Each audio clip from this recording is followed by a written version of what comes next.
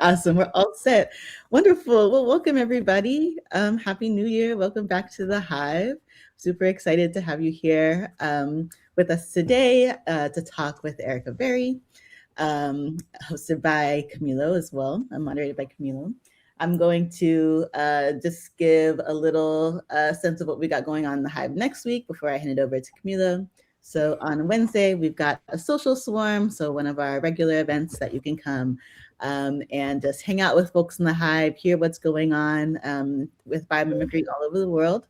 And then on Friday, we have another wonderful speaker event with the Biomimicry Institute's own Jen Fredette called Unfamiliar Umwelts, Life as Another Organism. So that'll be another beautiful event to check out right at the same time next Friday.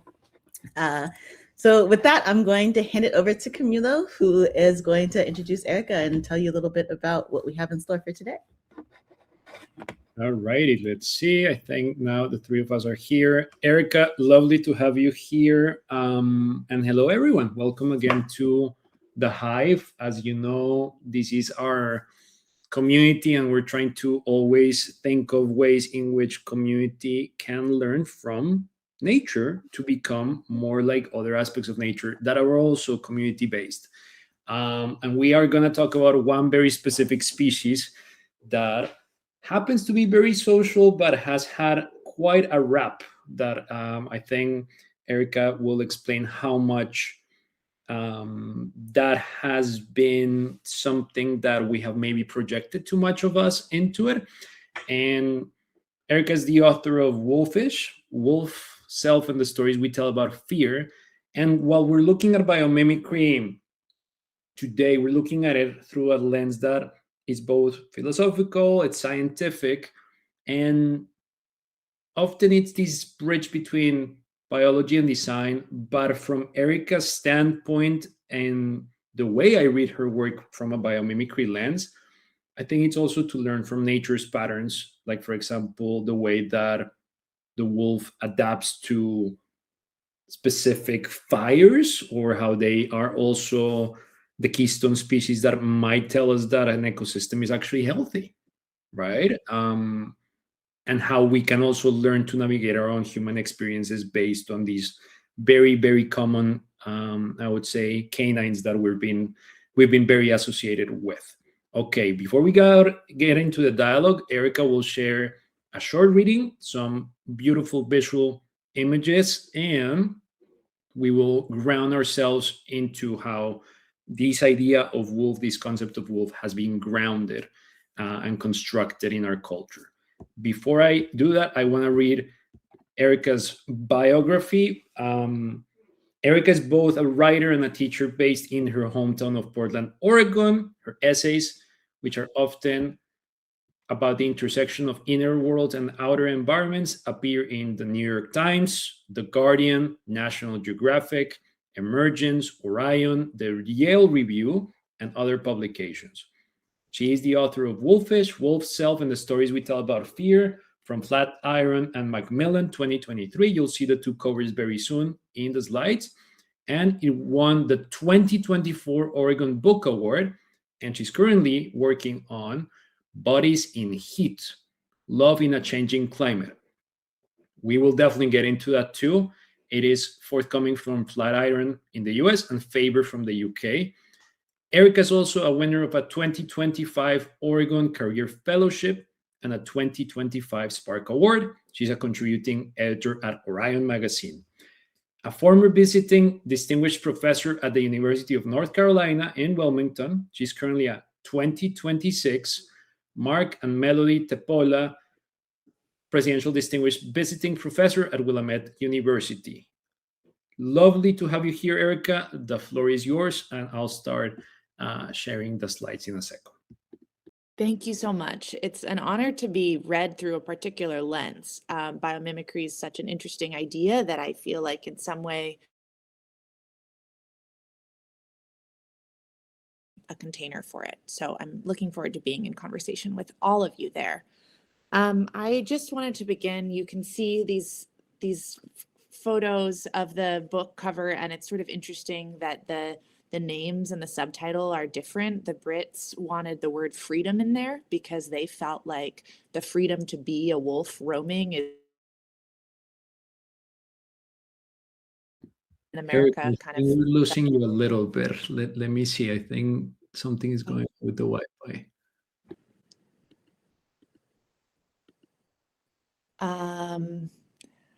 How's that? Okay. Yeah, so far so good. I'll let you know if like it's Okay. I'm glitching. so sorry. Oh. Anyway, in the UK, the word out the idea that some of these different words mean different things. I'm going to read from a section that's thinking about the idea of crying wolf to begin.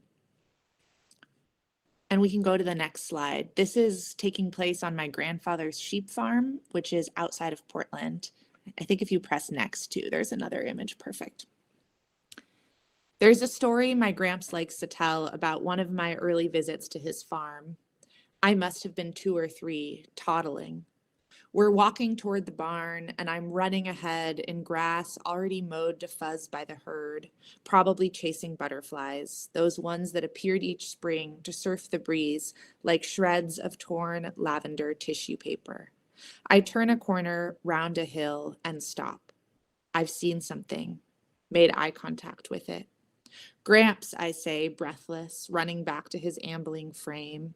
A wolf. There's an animal ahead, eyes glassy but alert, neck hooked in a metal snare trap. As an environmentalist, Gramps believed in the conservation of wild spaces and their inhabitants, but here on the farm he was a tender, and he reckoned those two aims with seeming little angst. His responsibility for the sheep was love but also business. His job was to keep the flock alive. On the ground, from a distance, the animal is my size, and for a second we watch each other, her breath surely labored. Did she know she would die? Did I? She's not a wolf. Gramps knows that immediately. There are no known wolves in Oregon at this point in the early 1990s. My wolf is just a coyote. But I am a child and I know only stories, and the wolf in my stories looms big. The wolf is the beast that gets the sheep, and I love the lambs. I lean over the rose-colored bathtub and help bottle feed the ones whose mothers have, for whatever reason, turned away. What did I feel watching the predator? I would like to think I cried on instinct, aware I was witnessing a brink of death, but I'm not sure. There is a chance I may have felt like we had won, like this was the last threat, like we had saved the lambs. Or maybe, and this is worse to consider, I saw the animal I thought was wolf and did not realize that we had won. Maybe I thought this animal was still a threat, so I ran to grab my grandfather's hand. Maybe I saw panic in the animal's eyes and mistook it for my own. Gramps does not have answers to tell me about what happened after I got him, and when I asked recently, he waved it off, his eyes floating elsewhere. He began to tell another story. So many of Gramps' stories are tall, stretched, sculpted. Does it go without saying I have no memory of the encounter with the trap? No memory of the creature I thought was wolf? No memory of what twitched inside me when, if, I rounded the corner, alone, and looked her in the eye. In French, the word loup means wolf, but in other contexts, it can also mean other things. An error in calculation, for example. Pluralized, it's the black velvet mask worn at a costume ball. Both definitions suggest one's first impression of wolf is wrong or rather imperfect. The truth is not always what it seems. And then I just wanted to read a paragraph from this section that's asking, what is the wolf? Really, when we think, so to the Cherokee, a wolf is a watchdog and a hunter for Kanati, the power spirit of game animals and insects. To the Pueblo, a wolf is a gift sent by the Creator, a magical spirit often represented as female with an ability to heal and instill courage, to know the night around her as easily as she knows her own bones. In our astronomy, the great wolf lived in sky. It was the mother of all women and howled her daughters' names into the winds of the night, writes Chickasaw writer Linda Hogan in her poem, The Fallen. To Swedish botanist and zoologist Carl Linnaeus in 1758, the wolf was a creature to classify beside coyotes and jackals under the Latin name canis for dog.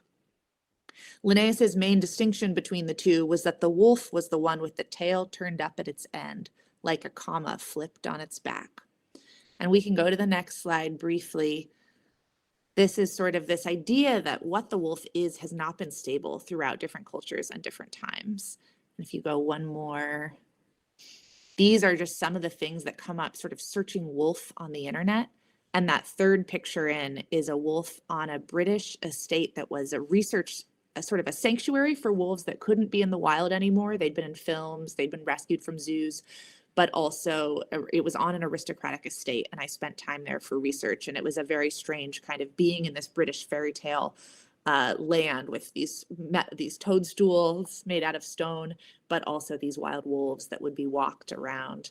And then one more slide is also sort of searching. I started reading about how have wolves been written about, and of course, looking for wolf in, historical newspaper archives. Very often, they're not about biological Canis lupus wolves. They're the wolf as a projection of other kinds of violence. So just one more paragraph. In Japan, traditional taxonomies once classified animals based on their relationship to human needs, organizing them by their assumed medical and culinary properties. Wolves, unlike mountain dogs, were edible, argued taxonomist Hitomi Hitsudai in 1695. Though the meat was tough, it would make its eater courageous. These canines were further sorted by emotional and social context. There were different words for wolves, for mountain dogs, for honorable dogs, for wild dogs, for bad dogs. Unlike in historic Europe, where dogs might be groomed for royalty, dogs here were left to run and beg for food in the streets, blurring the distinction between domestic dog and wild wolf. The same canine could be a dog in the street and a wolf in the woods. Both canines lived at the fringe of human life, and because traditional livelihoods did not depend on livestock but on hunting and the production of grain, the wolf dog was the one who protected the fields. 18th century Japanese geographer Furukawa Koshakan explained that when the people of one village in northeast Japan spotted a wolf in the wild, it was common to say, "Oh Lord Wolf, what do you say? How about chasing the deer from our fields?" The predator in this case was someone to be thanked. So I'll stop there with this idea, but the idea that depending on what agricultural crop a community is creating, whether that's they're trying to foster sheep or fostering rice, the wolf means something different. The wolf is treated differently, which I think just speaks to the interesting history. And if we go one more slide. This is, of course, sort of the wolf that loomed most in my mind growing up with a lot of Western fairy tales in Oregon. And I'm trying to remember what the last slide is. So yeah, in this book, I really was following OR7, who was the first wolf to enter California ever since wolves had been extirpated, hunted, basically killed essentially to extinction in the 1940s. And OR7 left his home pack in northeastern Oregon and started walking. And he became the first wolf in Western Oregon known, and then California. And at this time, I was in college across the country, having left Oregon for the first time, the only one in my family to have left. And I was sort of doing my own journey of wandering and thinking about what it means to leave your family. And I was watching OR7 from afar, and this was really biomimicry in action, because there was a collar on OR7 that would show how close he went to a certain wildfire, or when he crossed over onto somebody's territory and somebody saw him and he killed a cow, or what happened. And there was sort of many watchers of OR7. There were Facebook groups. There was, the National Enquirer wrote about OR7. There were bumper stickers that said OR7 for president. It was sort of an example of like a celebrity wolf that I felt like triangulating both of our journeys away from home over that same period would make an interesting sort of backbone for the book. So that's I wanted to just leave with this quote from Melanie Challenger, who wrote a beautiful book about, well, I'm blanking on the name. It's something about animal. It's about this idea, which is that we are an animal that doesn't think we're an animal. And I really recommend her book.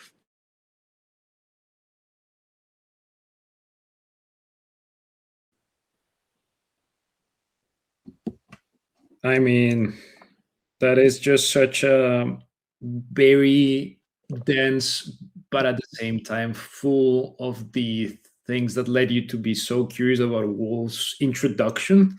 And we could go so many places with the book. One of the things that I wanted to mention is, if you ever purchase the book, there's a lot of different parts of that journey of OR7, as well as just even Erica's parallel pathways with OR7. And that's one of the interesting things about the book, right? It is a book about wolves, for sure.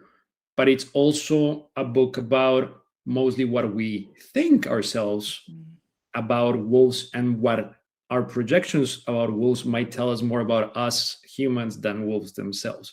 So one thing that we had with our chief editor, we had a conversation recently, Andrew Howley, who happens to not be here today, but we were considering the idea of how much this project isn't learning from the wolves themselves, but rather learning from how humans respond to wolves. And in a sense, it's a form of biomimicry where we're being really attentive to ourselves and learning from our unconscious adaptations and behaviors, and then applying that knowledge into how we are managing our responses to those perceived threats or other challenges.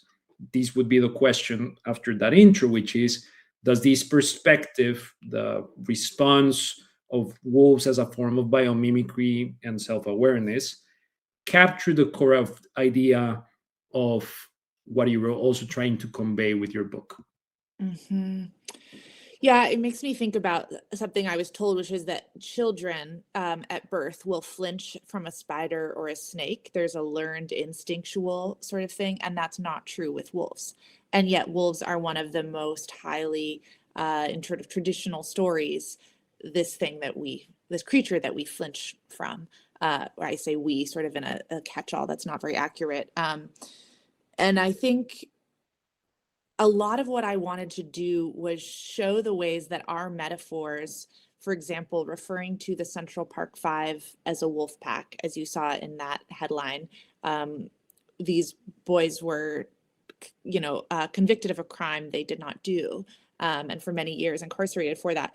The fact that it says, a wolf pack would attack a jogger running alone in Central Park is not only has huge human rights implications, but it's just wrong about wolves. Your average wolf pack is not going to run after the jogger, right? We are living beside them. And so it struck me in this time of like deep frustration about the violence, predicated against wolves, but also the sort of social polarization and crisis in our country and our world, that I was especially kind of seeing firsthand with my family, being some taxidermists who like to hunt wolves, who had anti-wolf bumper stickers on their cars. And I was thinking about, why are we as humans unable to connect in these ways? And I just felt like the metaphors we're using about animals are there's a harm both for the humans and the animals.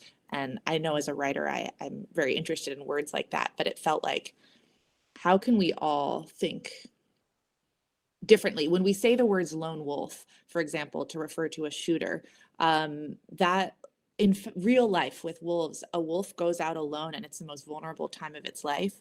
It cannot feed in sort of choreography with other wolves, so it's eating roadkill and potentially more likely to get hit by a car and deal with territorial disputes. And like the sort of sensitivity that I then felt towards the idea of a lone wolf when I see a lone wolf shooter in sort of our headlines, this idea is that it's come out of nowhere. It's acting alone. But in real life, you go to the biology side, and wolves, whenever they're alone, they're looking for connection. They're looking for a mate. They're looking for a new pack. They're looking. And that actually like helped me to then think about it in the human context, thinking like, oh, what does it really mean to be a lone wolf? And so I think I never saw I wanted to write about wolves and honor their biology, but at the same time, I didn't want them to just be a metaphor for our projection. Like it was both. I wanted it to both say, how can I learn as a sort of poet mind or a biomimicry related, like what's happening here, but also as a wolf that is not projected, what is happening here. That is so lovely because that's one of the things that happens with biomimicry. And I know we chatted a little bit about this, you and I, Erica. Like often we learn about, okay, it's Canis lupus, and we know that there's these Linnaeus taxonomy in which they're related to coyotes, they're related to foxes, they're related to all of these different ways in which these mammals are. And then there's this thing that is biomimicry where we learn from nature or learn from wolves. In many ways, what you're doing with your book is we're making, in a sense, a dialogue with ourselves and with wolves. We're learning from our own projections, us being part of nature too, humans, and then wolves themselves as the kind of like a center of narrative gravity where everything else revolves. One last thing, and then I'll pass it to Ayoade, which is often we have all of these other linguistic or metaphorical, I would say lazy things that then cut on. Cry wolf, or, there's a wolf at the door, all of these different idioms that exist throughout cultures. There's one specific one that I remember. Do you mind reminding us about this one about fog? Based in the Pacific Northwest, same as the three of us here, Ayoade, you and I. What was that one? And then I'll let Ayoade go with the next question. Yeah, so this is the idea in French or Latin, sort of entre chien et loup, which is the hour of night, which is kind of that dusky hour, could be dawn, could be dusk, where you cannot tell walking down the path if the figure in front of you is a wolf or a dog. And I started thinking about what does this phrase mean in the context of history, and it was a time of kind of some excitement as well as intrigue and fear. You are not sure if you should be afraid. So you're left in this like wondering and projection. The stories you've been told about who you will meet on the path are suddenly part of what you're seeing. And that idea of how do we weigh, I was thinking in my own life, because I was going through some periods of I knew they were irrational fear in my world. And I was thinking, I'm walking down the path of my life every day. And I'm trying to say, is this figure in front of me a wolf or a dog? Am I right to be afraid because there's a strange man at my door and I don't know who he is? Like I was continually kind of asking that. And I liked, though, the fact that this quote made me think about it as there's actually like a narrative intrigue whenever there's an uncertainty, and thinking about fear as not just a shutting down, a panic, but as actually like an opening to curiosity or excitement became a way of kind of liberating myself from what felt like the claustrophobia of it.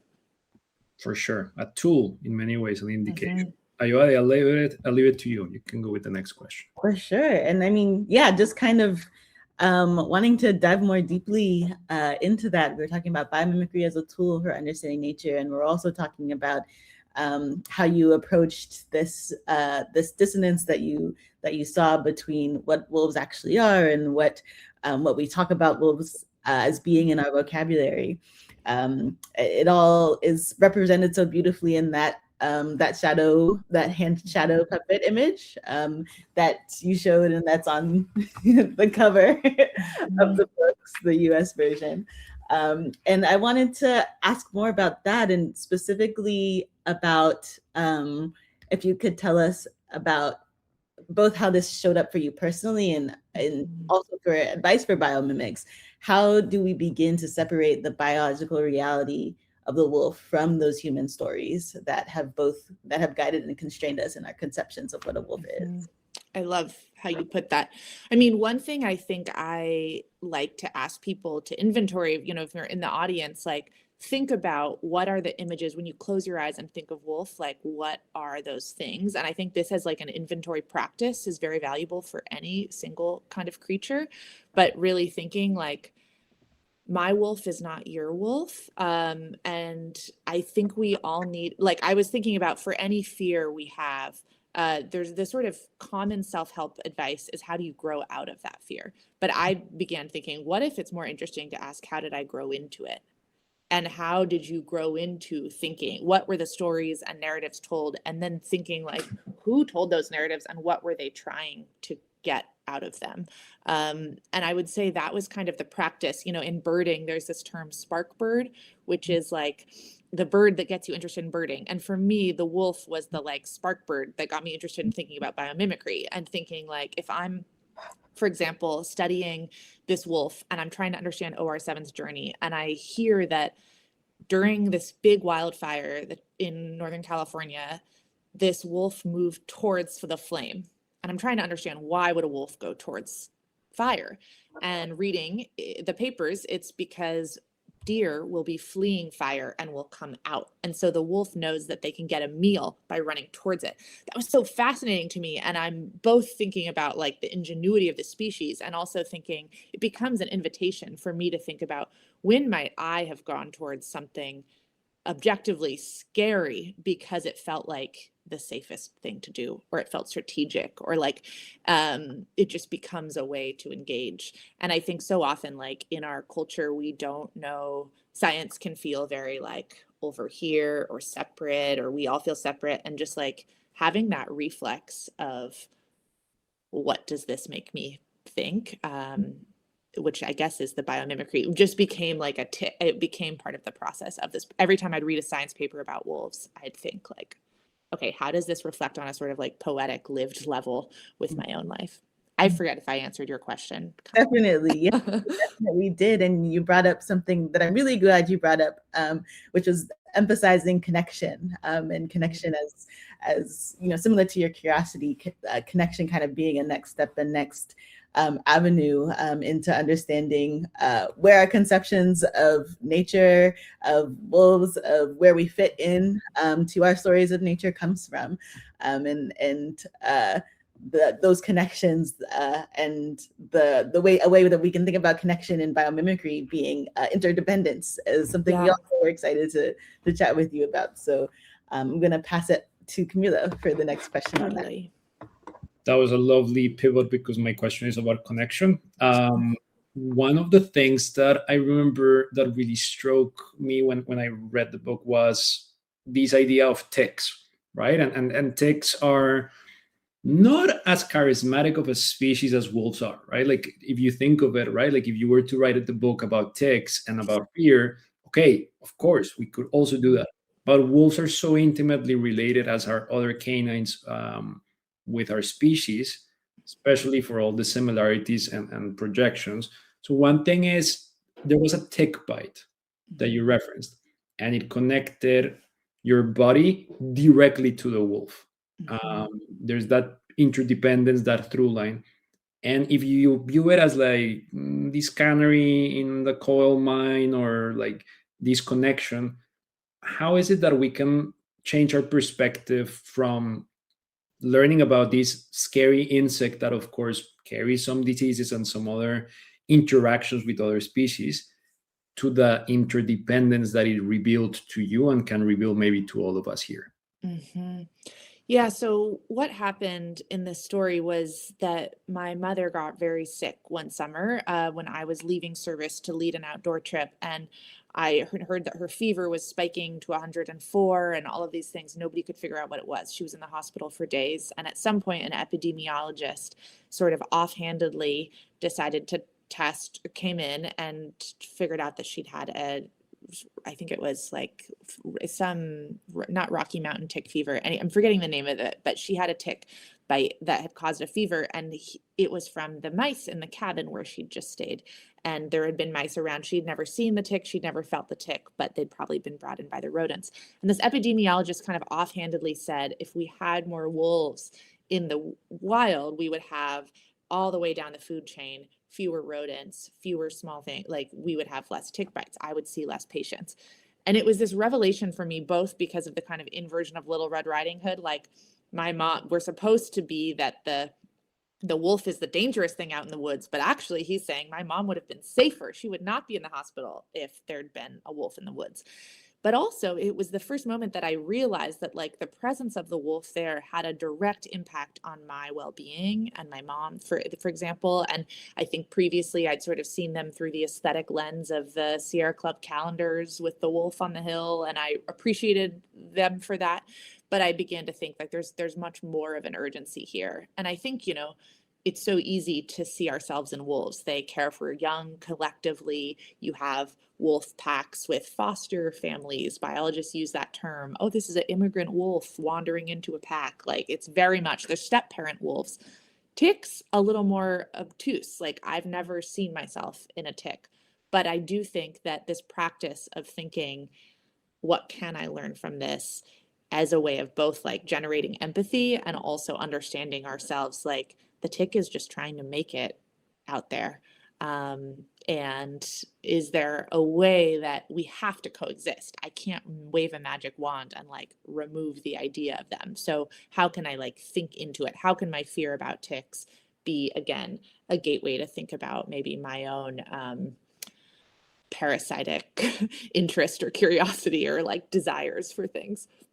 That's for sure. And one thing that I remember we were chatting about before is biomimicry is not just about like these incredible innovations we can create and all that, but on top of that, like as you're saying, like, okay, I have fear. Fear is this tool. I have these cortisol spiking. What is it telling me? And those are also indications in other parts of nature too. We're not the only species that experiences fear. So it's a super helpful one.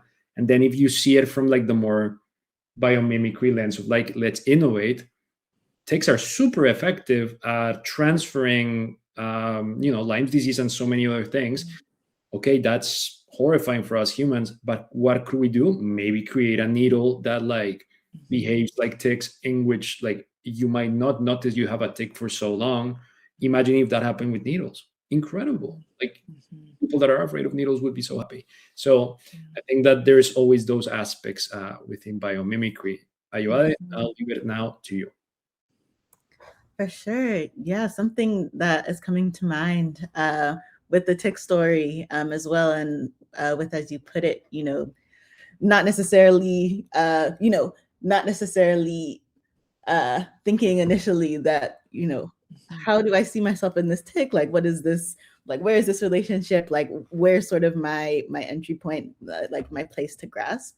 I think something that was coming up for me as I was reading as well was the way that you like emphasized that you thinking about your place, your story as it relates to OR Sevens, that it wasn't sort of a linear thing, that there's kind of a loop that happens as you like kind of zoom out and think about, not only how are humans reacting to how this wolf is moving across the West, but also like how is our history with wolves affecting this movement, and how is this history showing up in what we're seeing this wolf behavior do. And in terms of like recent news, something that was new to me and exciting to me was that recent footage of wild wolves using human tools. Yeah, thank you Camila for pointing me in that direction, and me just seeing like, wow, because that's kind of exactly that, where of course, part of our task as biomimics, as folks who are nurturing our connection with nature, is to be, in that reflective space of, what can I learn from nature, but also like remember that as we're doing that, like nature is responding to us, of course, and is changing rapidly, and that feedback loop is continuous. So I'm curious there. How we can think about like, how does this shift our narrative of wilderness, the ways that we think and talk about wilderness, and how that relates to the story that you're telling about the wolves. That's so interesting, because what you're saying about the tools, this video is extraordinary for anyone who hasn't seen it. They're sort of fishing and gather, and I think there is an argument that you think about, like, how were dogs created, how are wolves created, and we tend to think that they were watching us and sort of learning how, or that we were watching them. Basically, the evidence now is that there was this two-way street, and that potentially we learned hunting and collaborative hunting from wolves. Like, early humans were looking to how these very communal, very, often monogamous, often living in partnerships. Like, there's many things that are, wolves are more grounded as family units than some other creatures. And that helped shape the ways that we hunt and move as families, which was sort of revelatory to me, that it wouldn't have just been the opposite way. And Yeah. I think especially when we think about, like, dogs, it's so easy to think, oh, this dog is being trained by me, but how are we being trained by the dog, right? You invite a dog into your house and you do different things when it's there, and you begin to act in different ways. And why do we presume this hierarchy of who's biomimicking who? And I guess the other thing you brought up was just this idea of the word wilderness. And I think, yeah, I think that wolves are in future years going to complicate these ideas, because for so long wolves have been able to thrive in places like Yellowstone, where they're sort of sequestered. But we're seeing that wolves are just these tremendous wanderers, and, through the different years, they need to be at different elevations. And so for them, wilderness and habitat are also the low ranch land. It's the suburban parts of Colorado that have recently turned into houses as people during the pandemic moved out of the city, right? And we have to expand our definition of wilderness away from the sort of high scenic wild places that are easy to believe. It would be so nice if wolves just wanted to be there, but they are going to be moving. And so our habitat is their habitat too. And I think that's helpful to think about when also we remember, like, threats of climate change, deforestation, these same things that are encroaching on our own wildness are, of course, encroaching on the wolves too. And we can learn something for how they're living at the margins. I mean, the ways that coyotes are just integrating themselves into human habitats is revelatory, really.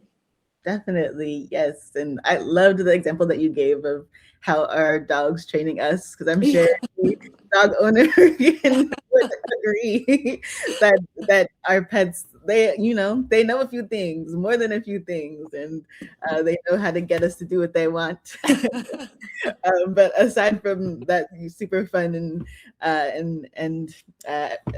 super fun example that a lot of us enjoy on a daily basis, I am glad and appreciate that you brought up response to climate catastrophe as like another important arena, another important area. We're seeing that feedback loop of, like, how we're responding, how nature is responding, and what we can continue learning from each other. And so for that, I want to pass it to Camilo for our last question, and then we're going to open it up for Q&A.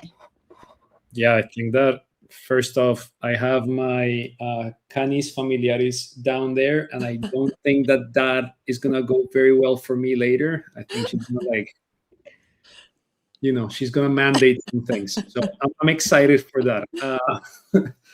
I think one thing that often I think about your work, and especially I was very excited when I saw, like Booksellers Marketplace, Erica is writing a second book. Wow, what is the book about?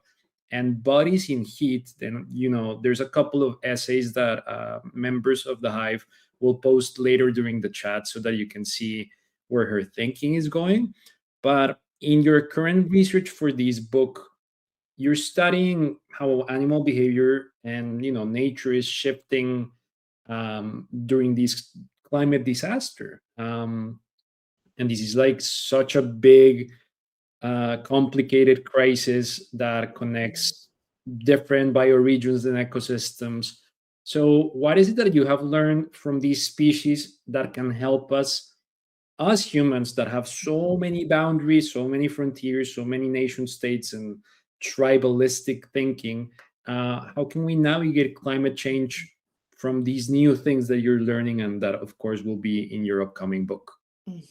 Yeah, thank you. And I'm thinking of two anecdotes specifically. One is with birds.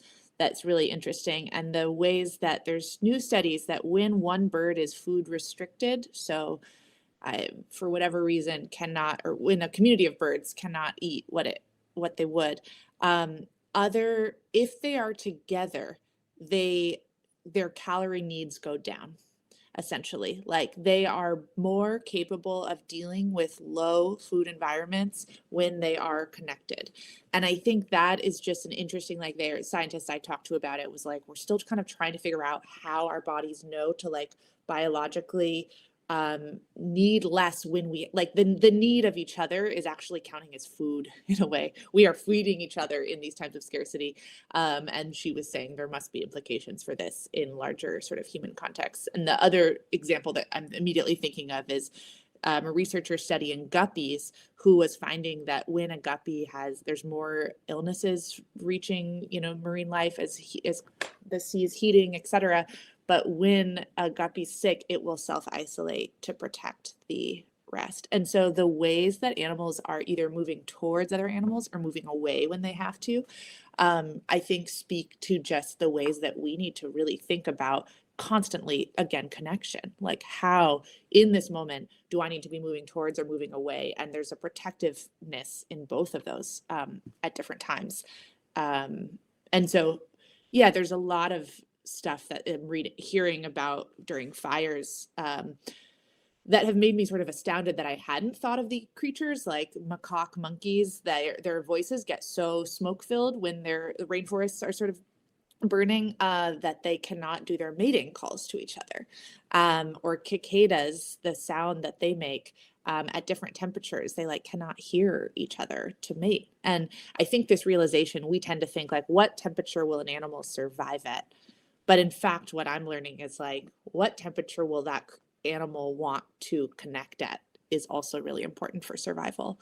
And not that mating is the only form of connection, but if we're in a world where everybody's too hot to want to court each other, which we're seeing in different creatures, birds that would do showy dances are just like, it's too hot, I'm opting out.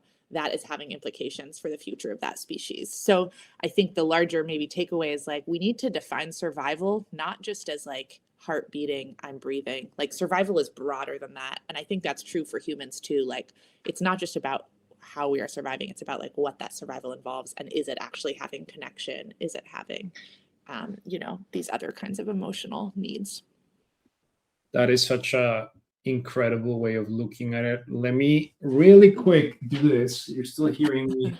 I'm gonna bring the philosophy, Camilo, here for a second. There's incredible Arthur Schopenhauer story in this book that it's called Parerga un Paralipomena, about this other species that is a hedgehog. And people they've retold that story, but it's called the hedgehog dilemma. I'm not going to take time away from the questions that you all have, but I just leave that there because it's all about choosing to connect or be close or not during the winter. So it's the exact opposite. So I think that okay, I'm writing that down. I need to send it to you for sure too. Okay, perfect. Pages and everything, because we nerds here. We like books, so I'll give you the book. Fantastic. Okay, Ayoade, over to you. For sure. Thank you, Erica, for all of those insights. You are such a catalog of amazing facts. And not only that, but the stories that you're telling with them are so beautiful. So I'm excited to hear what questions folks in the audience might have. You all are welcome to raise your hand and I'll be able to field questions. We have multiple folks who want to ask at the same time. You can raise your hand so you can unmute and ask, or you're welcome to send your question in the chat for me to read out, whatever your preference is. All right, awesome. We've got, just a wonderful message of appreciation from Kamal. That's very sweet. Thanks for being here. Yeah.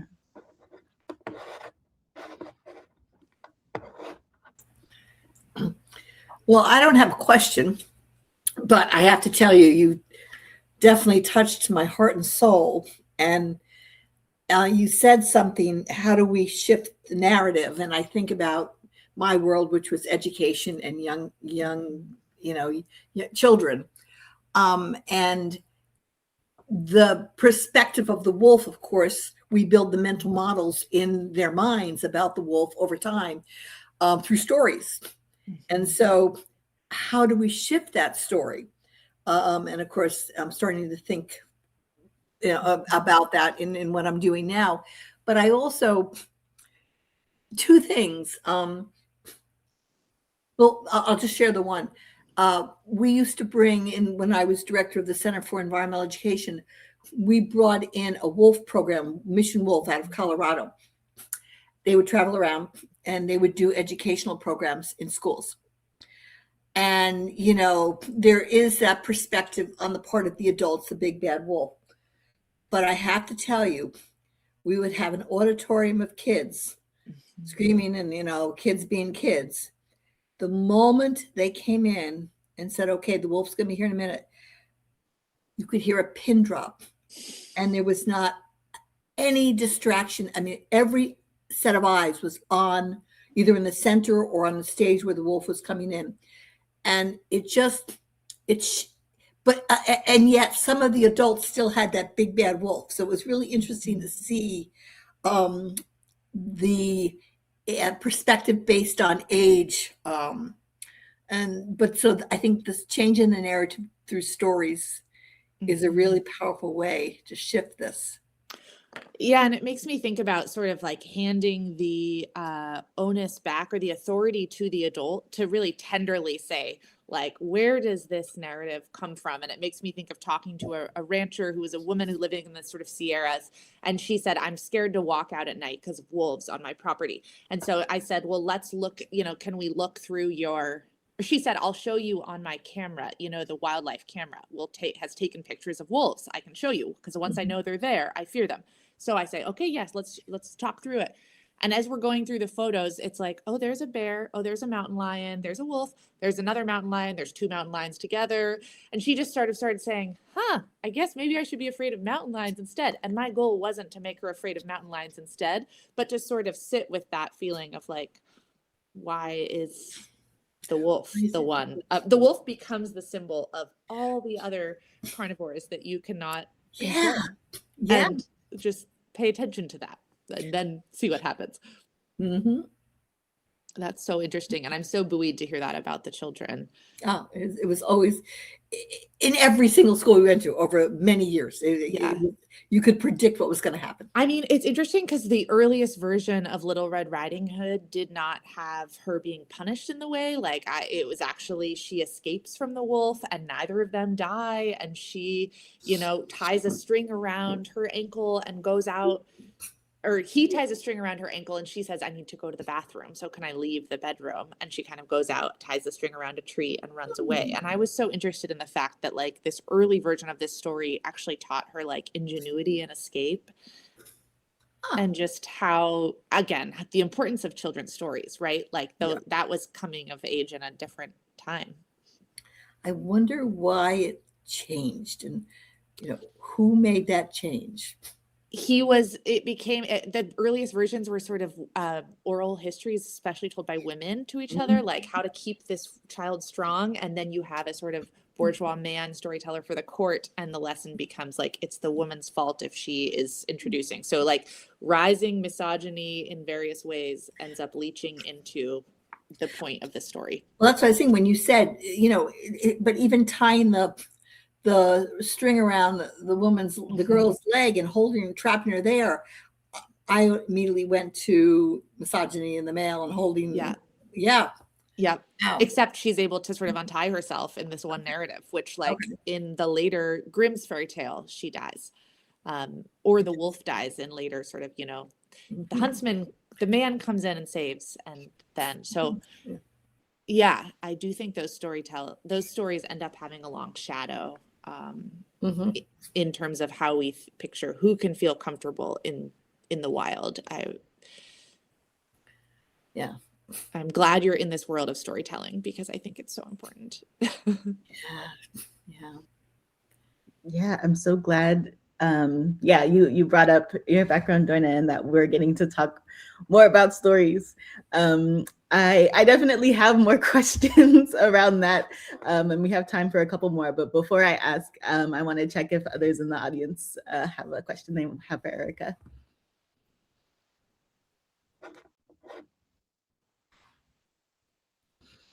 Cool. We've covered a lot of ground, so it's yes, for sure. And I definitely empathize with like time to digest, which is something as I'm taking in amazing information.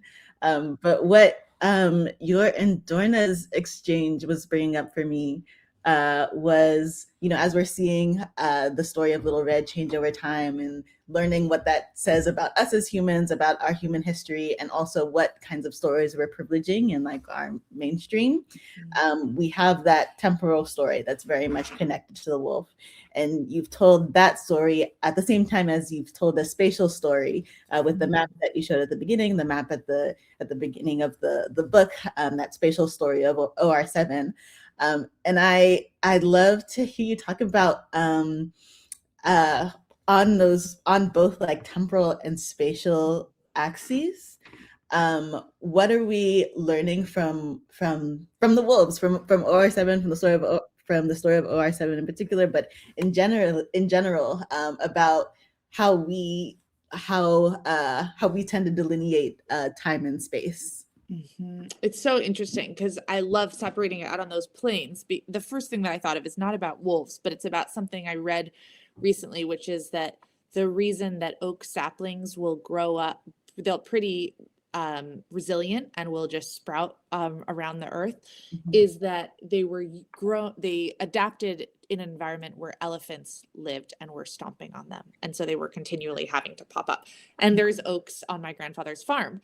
And so recently I was back there and I was just thinking like, gosh, at some point there were elephants here, like the oaks were here with the elephants, and the axes of time and space were completely interwoven in a way that was just sort of mind-boggling and cool. And I'm thinking a lot about like, how does ideas of sort of deep time disrupt the ways that I think my world looks right now? And I think part of what we forget is that at different times, like space was folded in on itself too.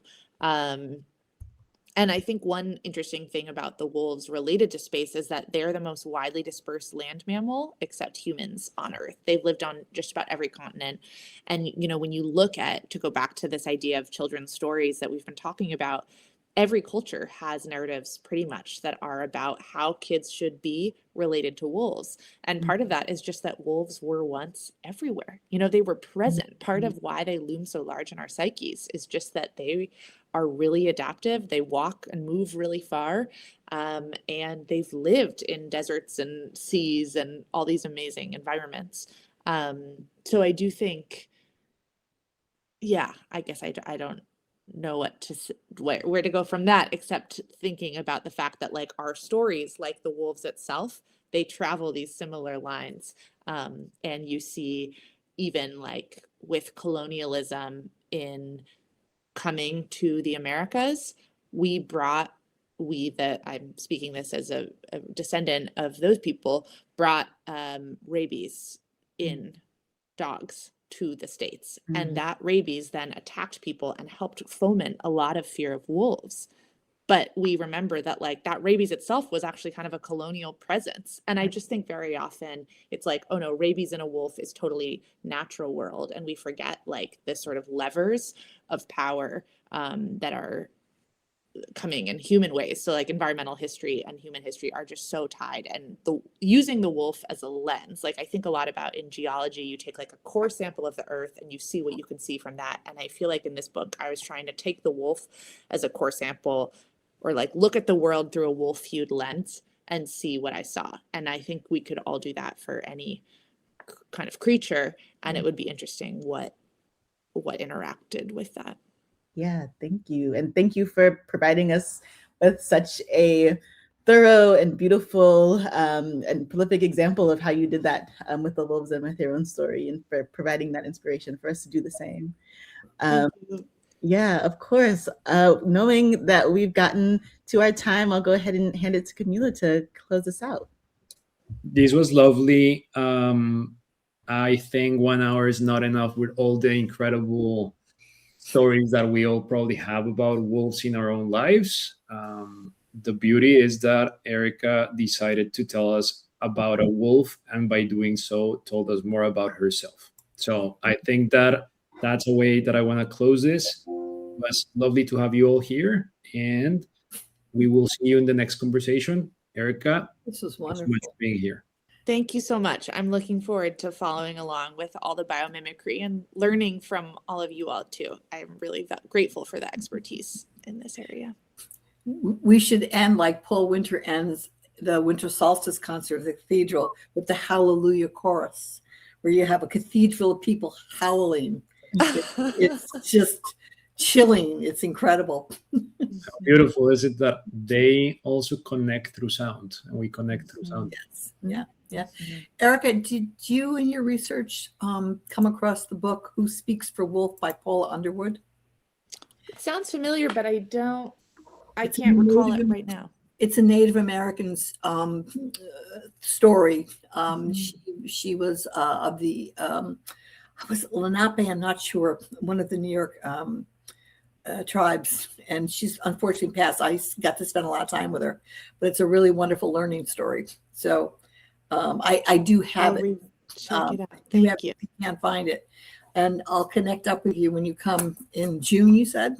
Yep. Do you have a contact? Do we have a way of contacting you? Through my website, there's a little Okay. form, which is probably easiest. Thank Okay. you so much. Wonderful. Thank you. This is Yeah. really, really fabulous. I also see Karen, I see others, and yeah, I'll see you